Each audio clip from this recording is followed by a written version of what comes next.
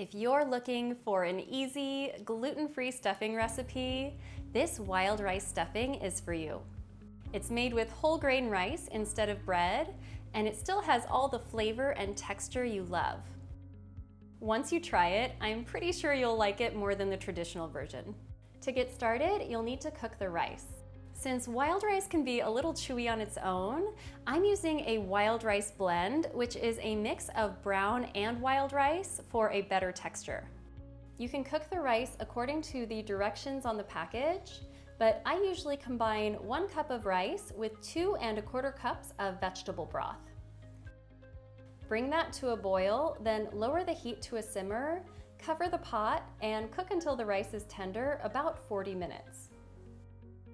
I usually cook my rice in the Instant Pot these days so that I don't have to watch the stove. And in that case, you'll only need to use 1 1/4 cup of broth to the 1 cup of wild rice because there's no evaporation in a pressure cooker. Wild rice cooks in a 25-minute pressure cooking cycle, and then I let the pressure naturally release for 10 minutes before opening up the lid. You can make the rice up to 5 days in advance if you want to make your life a little easier for a big holiday meal. While the rice is cooking, we can prepare the veggies. You'll need to chop 1 large yellow onion and 3 celery stalks. Heat up a tablespoon of olive oil over medium-high heat in a large skillet and add in those veggies. Cook until they start to soften, about 5 minutes.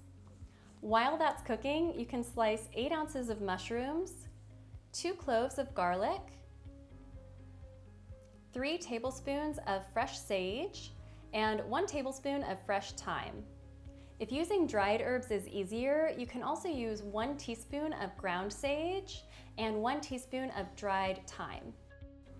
When the onions are tender, add in the mushrooms, garlic, sage, and thyme, along with 1 teaspoon of salt. Stir until the mushrooms are tender, about 8 to 10 more minutes. While you wait for everything to finish cooking, you can dice 1 apple, and you can use any variety that you have on hand. Add the diced apple to that pan of sautéed veggies, along with a 1/3 cup of dried cranberries and a 1/3 cup of chopped pecans. Add in the rice when it's done cooking, then stir everything together. At this point, you can adjust any seasoning to your liking, and then you'll serve this stuffing warm. You can make this entire dish up to 3 days in advance if you want to plan ahead for a big holiday meal, but I recommend leaving out the pecans until just before serving so they'll retain their crunch. You can reheat this stuffing on the stovetop in just about 10 minutes, so it's a really easy dish to make in advance. I hope you'll enjoy this gluten-free stuffing recipe soon, and be sure to check out my other videos here for more fast and easy real food recipes.